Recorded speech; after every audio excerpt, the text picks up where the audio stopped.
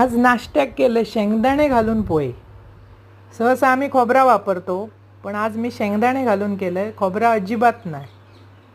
कढई घेतले, कढईत घातले तेल, त्याच्यात घातले शेंगदाणे आणि ते खरपूस जरा भाजून घेतलं, बाजूक काढलं। त्याच्यानंतर घातले कढीपत्तो, बारीक चिरलेली हिरवी मिरची, ती भाजल्यावर बारीक चिरलेलो बटाटो व्यवस्थित भाजून झालो। त्याच्यावर घातले कांदो, व्यवस्थित परतून घेतले। तोपर्यंत पोहे धुवून घेतलं, हळद, चवीपुरता मीठ आणि किंचितशी साखर।